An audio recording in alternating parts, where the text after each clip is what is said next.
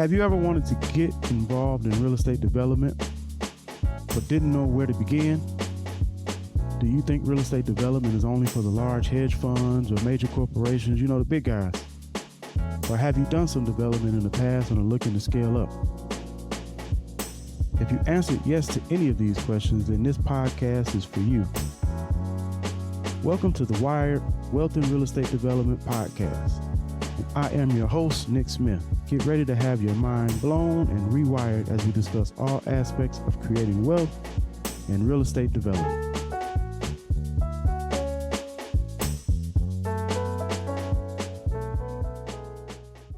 All right. Good day, all. This is Nick Smith. I am your host for the W.I.R.E.D Wealth and Real Estate Development Podcast, and we're here for episode 11. Definitely want to encourage everybody, if you're watching this on YouTube, listening to it, wherever you listen to podcasts, please like, subscribe, share it. If you're getting any value from these episodes, I would greatly appreciate it, and it would go a tremendous way in me getting this message out about the real estate development world and how we could build wealthy communities, wealthy families, and wealthy individuals through real estate development. Today, I have a very special guest with me. His name is Mr. Brandon Ellington, better known as Brandon, Mr. Finance. He has a pretty much weekday, daily, and I think you even come on the weekends too, don't you? As far as your Mr. Finance radio show, he has a radio show that's very well known here in the Chicagoland area. Helps entrepreneurs, real estate investors in multiple facets, but primarily with finding funding to get your deals going and to enhance or even start your business. So, Brandon, welcome to the show, man. I definitely appreciate you being here. No, thank you for having me. Definitely, it's my pleasure. Just to start, can you give us kind of a background of yourself, where you're from, what you're doing now, what your background is? Just kind of let us know who you are. Who is Brandon? Okay. All right. Well, thanks, Nick. So my background is banking.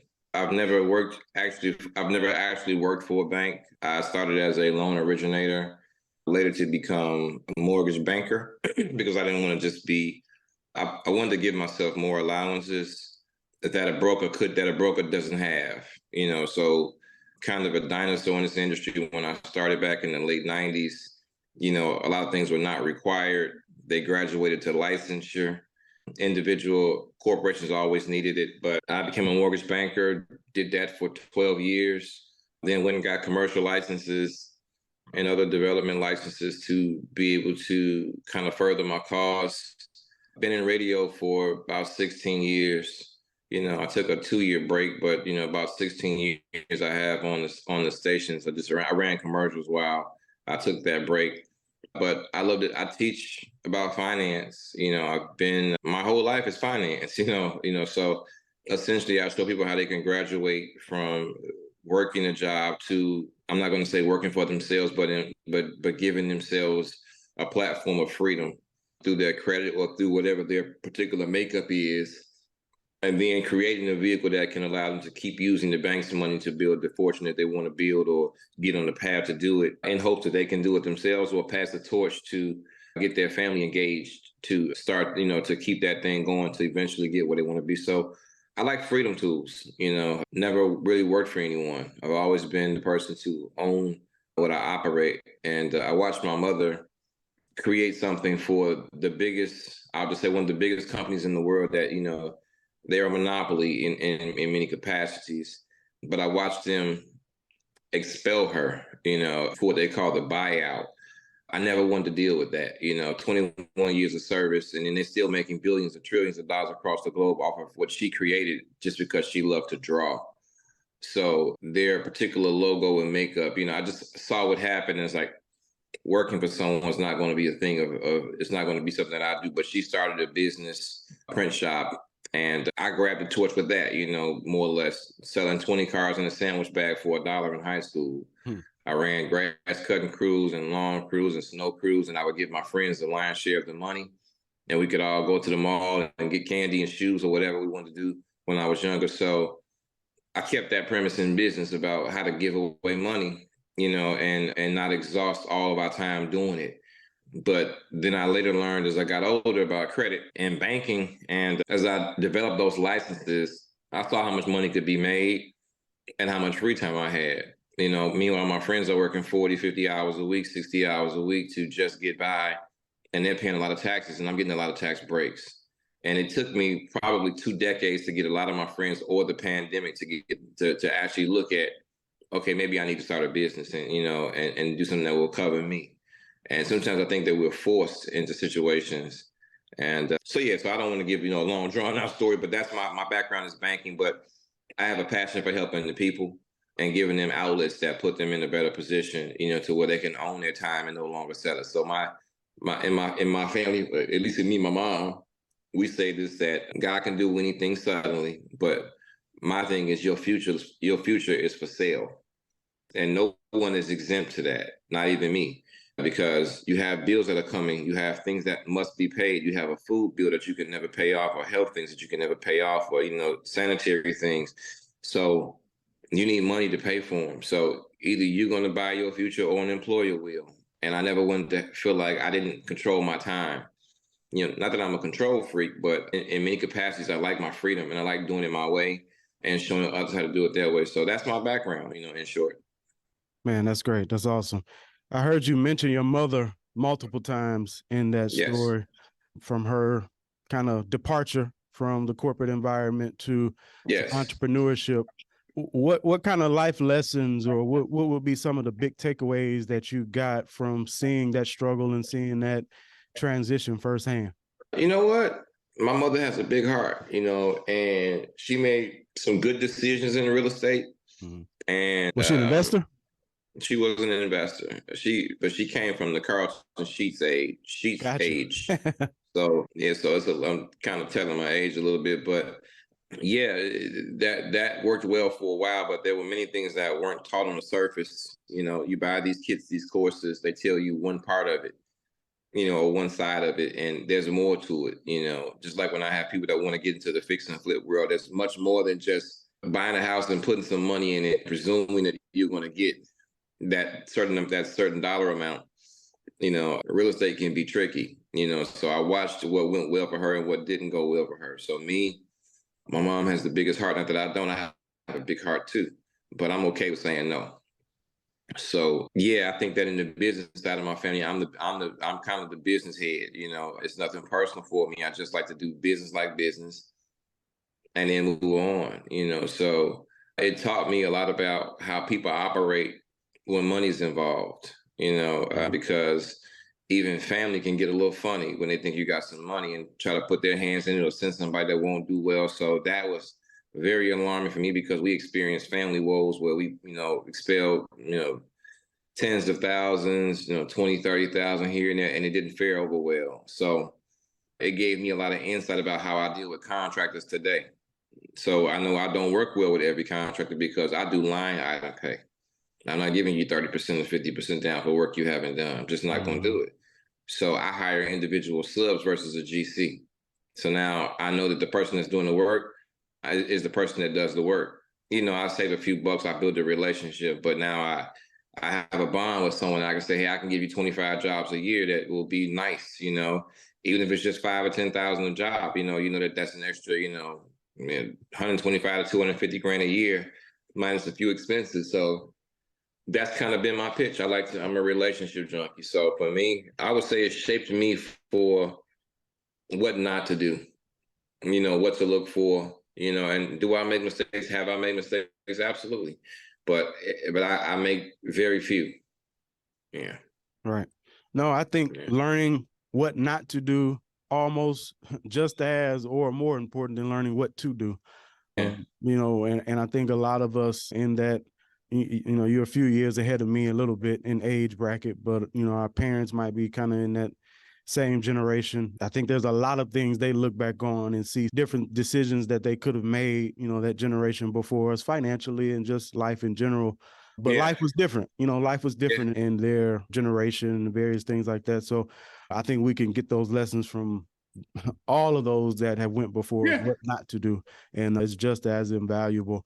So I've been a full-time entrepreneur, since the end of 2016, and I always tell people, I am permanently unemployable.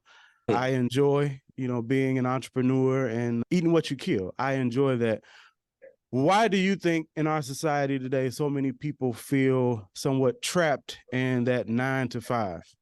Why do I think they feel trapped? That's a good question. Well, some would view it as a consistent paycheck Yeah. and the lifestyle they built around it, if they're making any kind of money, But then there are others that say I have a need and it must be met. My general needs must be met. And they haven't been taught to, maybe they don't have good credit. Maybe they haven't been taught about credit. So I think that a lot of things impact a lot of people because they don't have the education, So I'm going to say they're ignorant to this information about how to transform their life. And that doesn't mean that they're stupid. They just don't have this information, Right. So, and that's a lot of people, when I talk to people who are very savvy, and they have great credit, they have great financials, or they retired and they're comfortable. Their home is paid for, their cars are paid for, but they don't have a lot of room to move around on the cash side. They got credit, and they can pay that credit card bill and those bills, but they can't sustain any major hits. So I would say the education piece is lacking, and the fear of failure or the fear of growth is set in for a lot of people, so they like to know that, hey, in 1 week or 2 weeks or 1 month, I'm gonna get X amount of dollars, and it's okay. But they don't realize that what they're doing as a collective is building 7 figures or 8 figures for some people's bottom line that allows them to keep on purchasing their time. So I would just say that, fear, it paralyzes a lot of people. The unknown, the what if it doesn't work, so people are afraid to try it, And I tell people that I've done a lot of things, from vehicles to running bar and grills and nightclubs to real estate to owning mortgage companies to flipping houses, and it's better. I a saying that one of my mentors gave me is that profits are better than wages. I can help 10 people in a year, on a basic scale and make 100,000. And I get to keep all my money. And then I can decide how I want to pay taxes because of my makeup of my business. So whereas someone that works a job makes 100,000, they got 35-40% in taxes, and their whole life is taxes. You don't have the surplus that I have, with the option to decide, hey, I'm gonna defer these taxes into an IUL or some kind of investment until I'm ready to pay taxes, and it will yield me compound interest. So I would say the education piece cripples a lot of people, and fear, and don't get me wrong, we have our moments where things set in, but I think that fear is and education are probably the two that sit at the top. But I would say, people get comfortable, they get complacent. I know that, hey, after my bills, I got an extra $500 for me, whatever that number is. And it's like they're not taught to think bigger. So therefore they don't. Right. Mm-hmm. And in addition to what you said, I also, I echo those as well, the fear and the education. And also what kind of aligns with that is exposure, especially in our communities and a lot of your middle income, communities, which is where the bulk of, Americans or people kind of reside. Mm-hmm. Most of us are not giving examples, in our household, people that are making entrepreneurial strides, Mm-hmm. so that are making moves. And I mean, when I think about even just credit, I didn't really learn about credit. It wasn't a conversation piece in my house, until kind of after I graduated college. Then you started seeing some of the effects because, some things started happening, in my household that I said, oh, you kind of do need to pay attention to this credit thing. Yeah. So, and speaking of credit, I know that's one of the things that you help people to leverage, in order to access, because I tell people really real estate comes down to 3 fundamental steps. You have to find a deal, whether it's land, whether it's an apartment, whether it's a fix and flip, you got to find it, you got to be able to fund it, and you got to be able to fill it. Those are the 3. Whether it's a rental property, you got to fill the vacancy. Whether it's a flip, you got to put somebody in it, you got to sell it. Finding, funding it, and flipping it. But sometimes where a lot of people get stuck is the funding piece. Yeah. Some people, they can find a deal, They can even get rid of the deal if they had to, but funding it is where a lot of people get stuck. How do you utilize credit, to help individuals, leverage their credit to get access to funds to be able to take advantage of some of these deals that come across the desk? So what I do is I do a free credit consultation first before we go pulling credit. We don't want to waste the inquiries. So I look at the credit, see where you stand, and see, kind of what we can offer you now and later. It kind of, it protects the client, of course, and it also says to them that these people have a relationship, or they have something that that maybe potentially I need, or that we need, if it's multiple people involved, that can help us to further our sales. So the consultation will be the initial thing, see where a person stands or people stand, finding out what their specific need is, and then kind of taking it from there. I know that when you have fair credit, what I can do with real estate, private lenders don't necessarily always care about credit. But if you need the unsecured cash for your down payment, your closing costs, your reserves, and in some cases your fix-ups, then we need to have credit. If you don't have a job right now and you have good credit, you have opportunity, because you can set up a corporation and you can create a funding opportunity based on your future revenues, or that of what you're buying, which is future revenue. So if you're buying a 4-unit building that's generating X amount of dollars, then that this is, if it's getting, let's say $1,500 a unit, so 72 grand you just purchased for yourself. Of course, there's going to be a price tag to pay for it, but if you spend $2 grand a month and you got 72 grand, you made 48,000 profit, but you made 72 gross, and you can keep doing that. So for me, I would say the credit is the most vital piece. But in some cases, you have people that inherit property, or they bought something some time ago and they need capital to improve the value to access what we call tax-free money. Then that's another vehicle that you can use. And you may have a 620 credit score, and it can build the revenue to cancel debt. If you have high credit card balances, there's some things you want to get rid of on your credit. You can improve your situation just because you have that asset, or you can buy more assets with that money. And then, keep going until you create such a revenue that you can say that my business is making money. I have 2 years of financials. I have a track record of A, B, and C. I have a real estate that's doing this right here every calendar month or every day. I have a relationship with your bank or these banks. So we package people, but credit is I would say is at the top of the list, because if you don't have the credit, it's going to be pretty difficult for you to get involved in one facet or another. But you can build wealth through contracts. So maybe you don't have the credit, but a spouse does, or a business partner does. You can ink a contract or an agreement and still build wealth because they have the credit that you don't have, right, and unlock some doors for yourself. So I would say credit is highly important. Job or no job, if the credit's in place, we got options. Credit, I know you've probably reviewed thousands upon thousands of credit reports and seen thousands of different credit profiles in all shape, form, sizes. On a high level, what would you say are some of the major mistakes that you see people make with their credit, which has either damaged their credit or caused them to be in a bad situation where they can't take advantage of some of the programs that you have right now? Well, inexperience. Even when they have great credit, I get those who, and I don't want to sound offensive, but they believe they know what I know because they watched something on TV or they watched enough right. courses. And you don't know until you've actually gone through the experiences, and it doesn't make me smarter than you.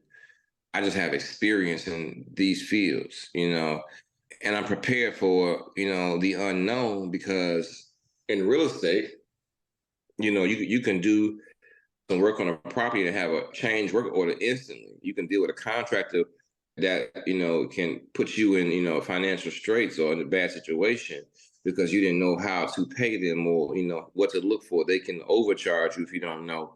I had a client who just paid $3,500 for a water heater. I'm like, that's $500 plus, $200 in labor, but she didn't know, so that's a lot of people, Wow. So I would say inexperience, it hurts a lot of people. But I think sometimes there's an arrogance that people have because they have an 800 credit score and they feel like I can go to the bank. Sure, you can, and you can definitely secure some capital. But then what's next? How do you finish what you started? How do you create a return? What plan do you have to protect yourself when it comes to payments? And that piece is where a lot of people run into problems. So I get a lot of people that are very sharp, and I mean very, very sharp. But your inexperience, I know in 5 minutes of talking to you that if I were a contractor, not that this is my personality, but I'm just kind of flipping it, a person could take advantage of you because they'll ask you certain questions or you'll ask certain questions and they'll know that this person has never done this or doesn't have a background or they don't have a lot of education on this process. So it's okay to be a student sometimes. And you pay for college education. I believe in paying for real estate education, because in my opinion, nothing wrong with college. I never went to college, but I make 7 figures pretty comfortably. So, and the business sales gross probably near 8. Between all the companies. I pay out a lot of money. But ultimately, I own my time. I know that with what I know, I can help 10 people like yourself to have, a pretty okay situation. And we could and I could say, hey, how about we discuss everyone pitching in X amount of dollars, and let's go buy a 100-unit building. This is the expected value after it's repaired. This is what it's going to cost to cure it, an estimation. And in rehabs, what I tell anyone that I deal with, I always put a contingency budget. I don't want it because once you borrow the money, you borrow the money. They're not giving you any more. So you have to figure it out from that point. So if it comes to that, so having that extra 20,000 or whatever that number may be as a cushion built in is a safe haven for you. So I leverage that. But if I had to give you my personal opinion, what hurts most people is inexperience and arrogance. Because as smart as I am, there are things that I don't know, and I know a lot. But times are forever evolving. So technology changes. Now we got AI. I don't know anything about AI, but it's a big deal for some people. TikTok was a big deal when it first came out for some people. So it's like it's always something. But I would just say, don't be afraid to learn and don't be afraid to pay for it within reason. You're not trying to be, robbed. A lot of people are paying a lot of money for some of these courses that they can honestly get on. They can get free. You can get all the information free, but you're paying 50,000, 60,000 for, if you just investigated it for, a week or a month or a few days. In some cases, you can figure it out. And you're not going to know everything going in when you start, and so your inexperience will show, but you can learn, so I would say inexperience and arrogance put people in a real bad predicament a lot of times. I had a client this morning calling me about something that I'm partnering with this group on, and they didn't know, and they say, hey, well, your attorney's supposed to do, let me know A, B, and C. I said, well, we haven't gotten to that point yet. Pardon me, my office makes me yawn. But we haven't gotten to that point yet. I said, because the attorney will explain when you get to closing. Our attorney is protecting our interests. I was like, but we don't have the final numbers. We don't have the construction holdback. Their fee is not on, and the broker fee is not on it. So it doesn't show everything, but the lenders want to give a preliminary HUD, between attorneys, and they'll add those additional things. But when you don't know, it'll show. So, and you got to get people familiar with when they're doing rehabs. This is one of the bigger things that happens in the rehab world. They don't have money for the first work. So, they give you 100% of the rehab budget, but you have to initiate the work. So you need some cash from somewhere. So now you pull it from credit cards, try to get cash advance rates, this and the other.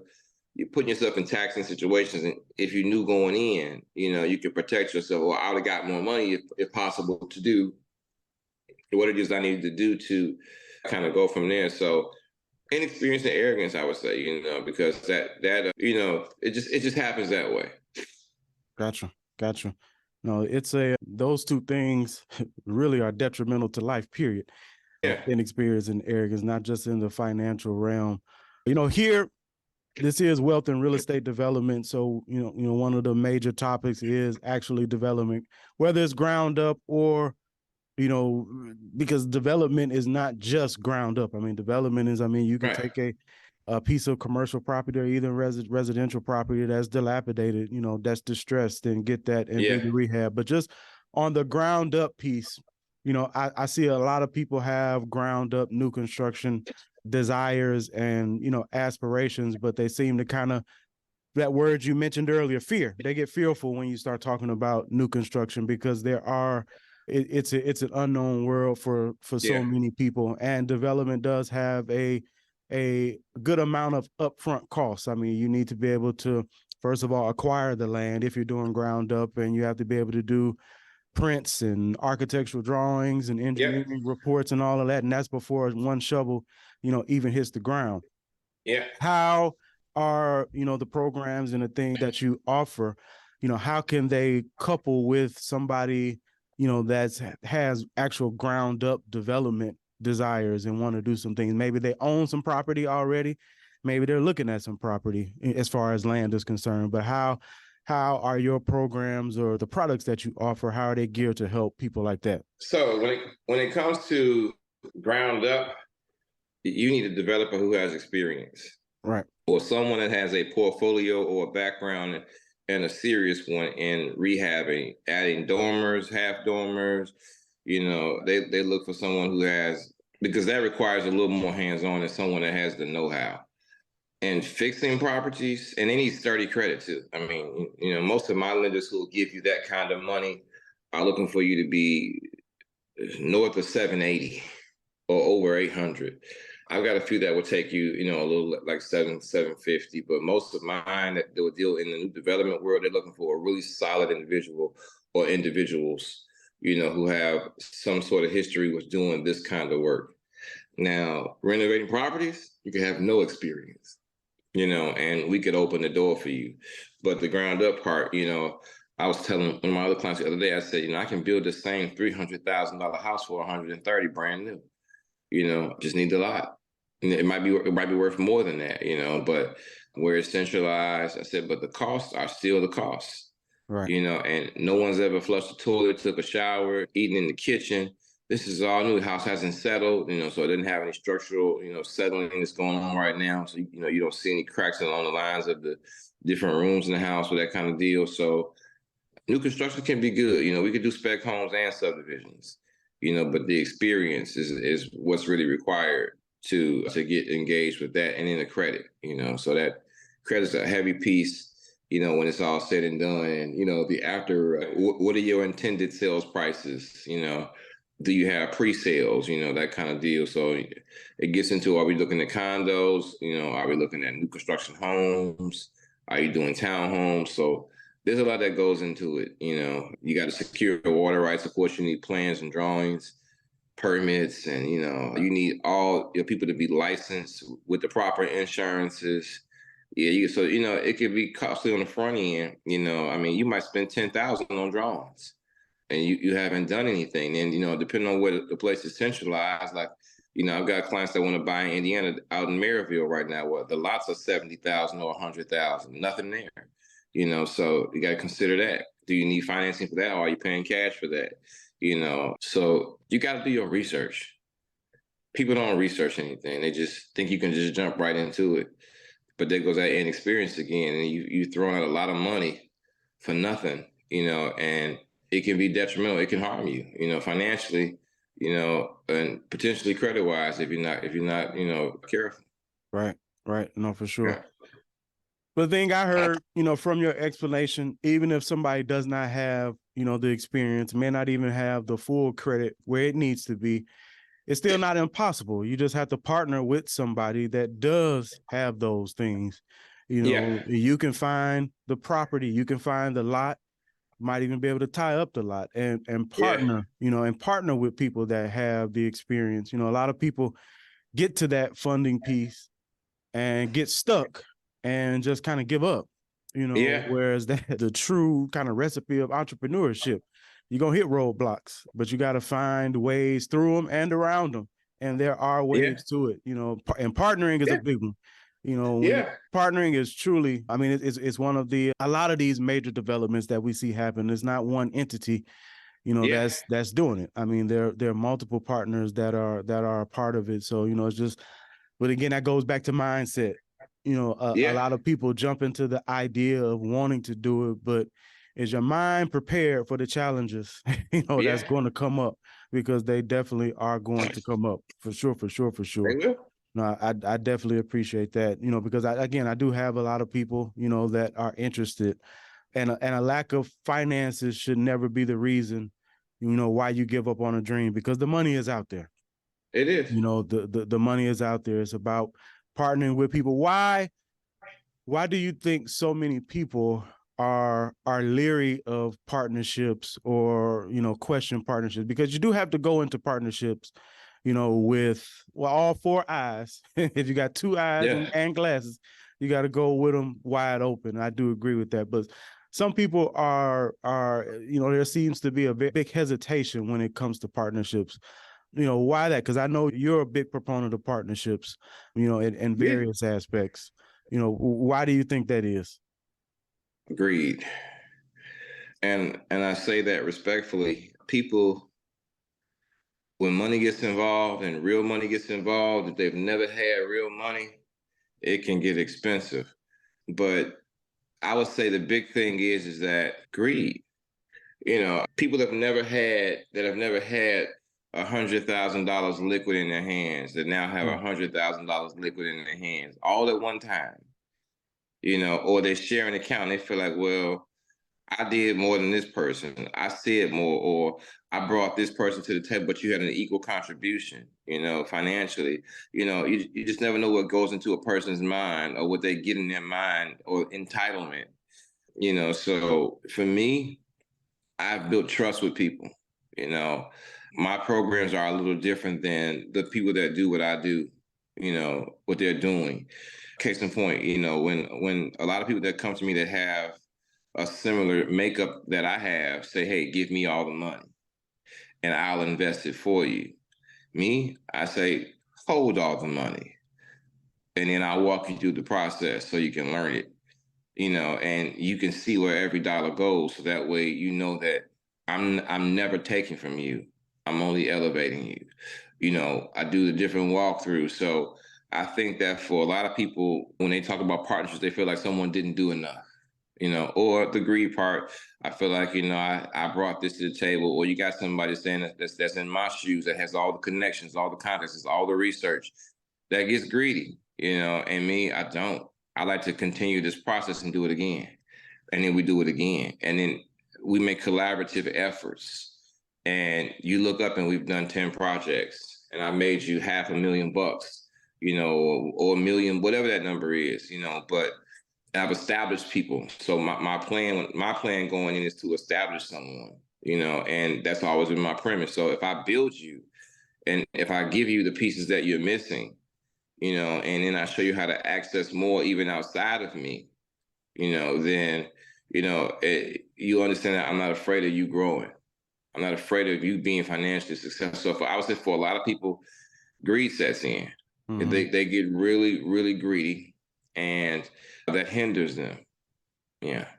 Wow. No, that is so true. And that's why the dynamics of the partnership, have to be, and you have to make sure you're going in a partnership with the right people, as well, because not all people, not all people are partnership worthy. But sometimes you don't see that until after it's done. And it's a reality. Not all partnerships end amicably or, respectfully. And it's a reality of life. But I don't think that should stop people, or scare people, from entering, a partnership. That's just like saying if you had a failed marriage, you give up on marriage altogether. Well, it may not have worked this time, but that don't mean it won't ever work. So no, man, that's definitely valuable, valuable insight. Now, you mentioned something a few minutes ago about building a $350,000 home for 130, 150,000. And, of course, as a developer, that piques my interest. So without, quote unquote, giving away all the sauce, or you can as well, what were you actually referring to in that piece with that reference? So you have a lot of ways of doing it. You can go to Home Depot and buy a kit for 30,000 for a home.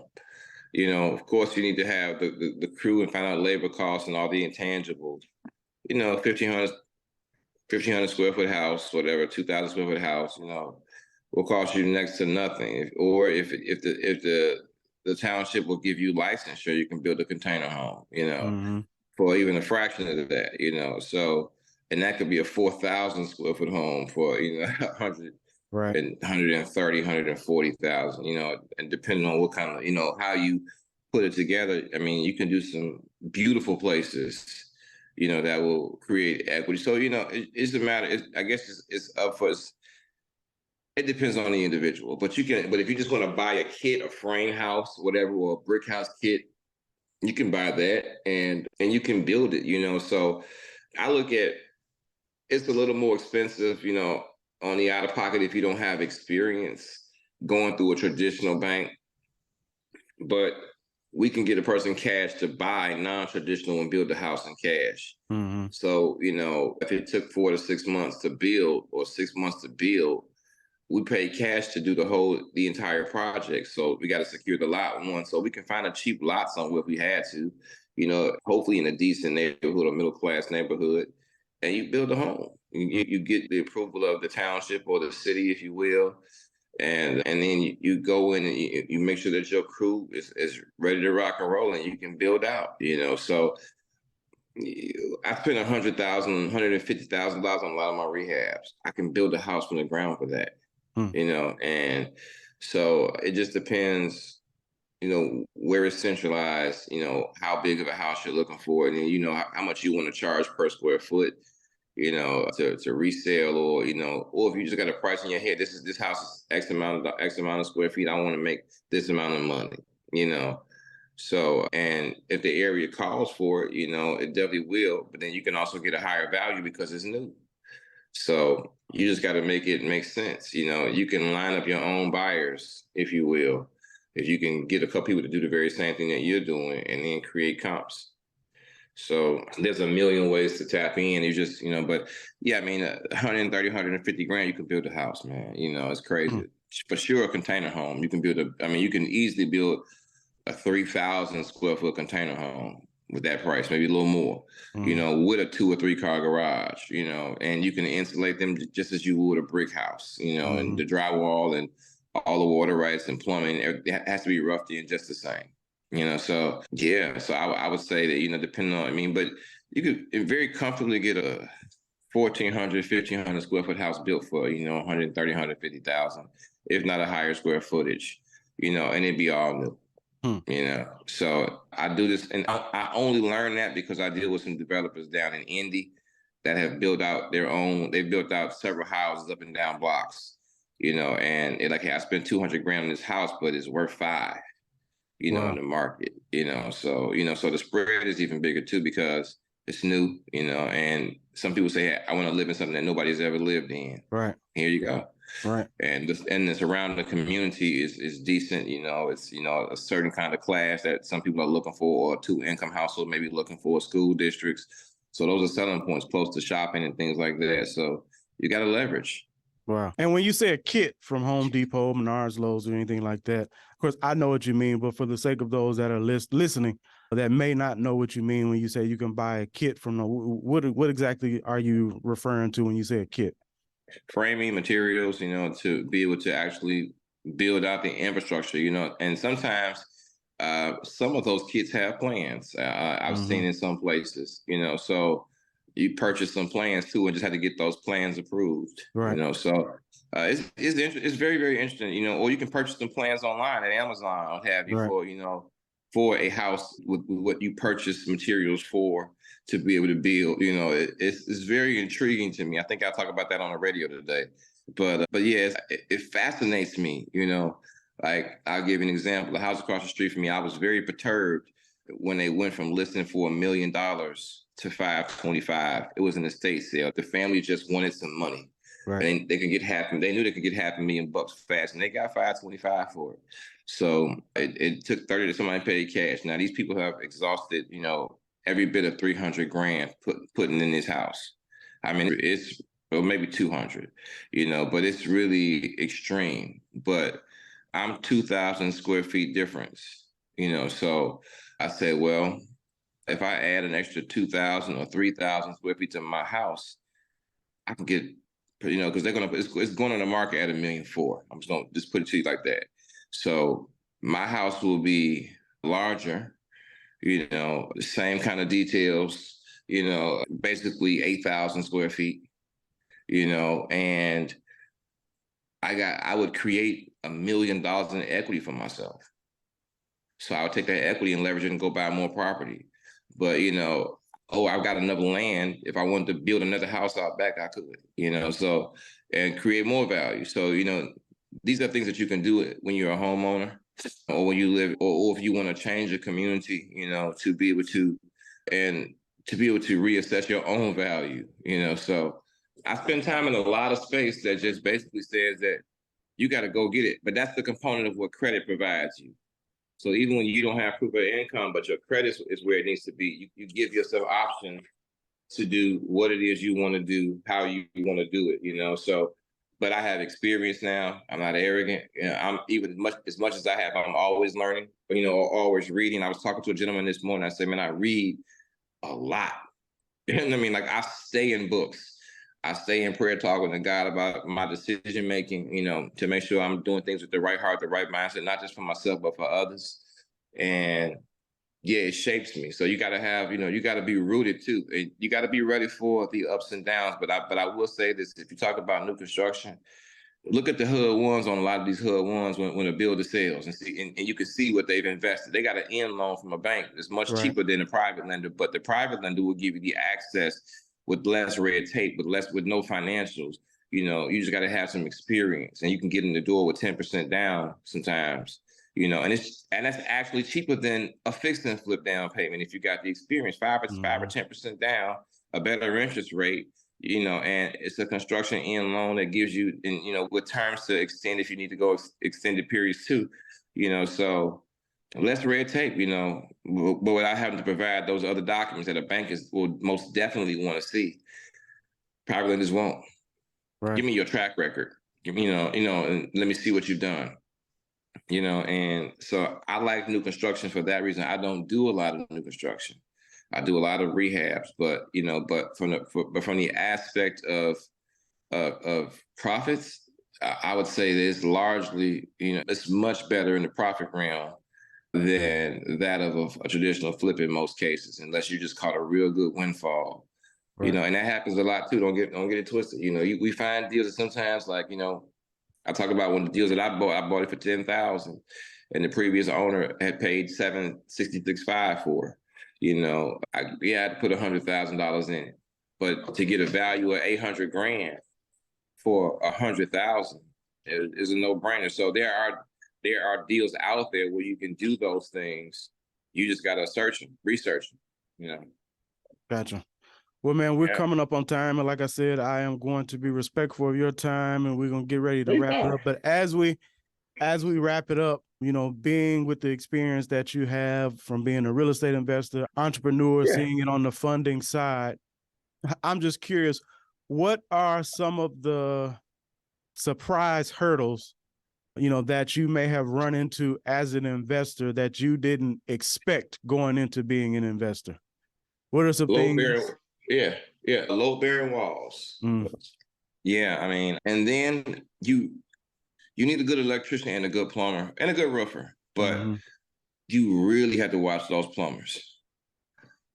So, and knowing how, and then of course your HVAC crews, you got to make sure that they don't run stuff too close to other things too. So learning the details, but I mean, I would say that initially I didn't know some of these things, and I had to learn them, and they were painful. I won't say painful experiences. They were $10,000, $15,000, $20,000 hits I wasn't prepped for, so I would say, learn the craft, and I guess the one thing that I didn't experience, but I've heard the horror stories about other people, is that they didn't watch their jobs. I go by my job sites every 2 days. Let my workers know I'm there. I'm coming. I don't care if I trust you. I'm going to show up. So I would say that, the mistakes I made in the beginning was I'm not going to say I was too trusting. I just didn't know what I was looking at. and I had to learn what I was looking at. And once you research and you learn price, you learn labor rates, and you don't want to minimize anybody else's cost because you don't want to upset your workers or the people that are doing the labor for you in terms of putting your property together. But you also don't want to get ripped off either. You want them to understand that you know what you're doing. So I had to learn the language. I had to, get a clear understanding. And I didn't have that initially, so sometimes it was a 5 or 10 grand lesson. Sometimes it was a $20,000 lesson. But after a few trips around, that block, I got it, Yeah. Gotcha. No, man. Well, I definitely appreciate your time. Thank you. If people want to get in touch with you, given the products, programs that you have to offer, we've done business together. I'll be full transparency. And I mean, you helped me acquire a large building that I currently have, and we're getting going on that one soon. So, but if people want to reach out to you, what's the best way for them to find you or stay connected with you? Sure, they could find me on WICA or every day or 106 or 106.3 on Sundays, or they can find me at BrandonMrFinance.com 24 hours a day, or call me or text me at 812-244-3609. Well, man, again, appreciated you all. Thanks again. Thank Brandon, you. Mr. Finance, for being here. This is Nick Smith. I'm your host for the W.I.R.E.D Wealth and Real Estate Development Podcast. We're signing off. Again, Brandon, thanks so much. You've provided some valuable input and insight. And you all, let's go get wired up. Thank you. Thank you so much for listening to today's episode. If you enjoyed it, please share this content with someone else who would benefit from it. I'm looking forward to having you with me on the next episode. Now go out and create some wealth and real estate development.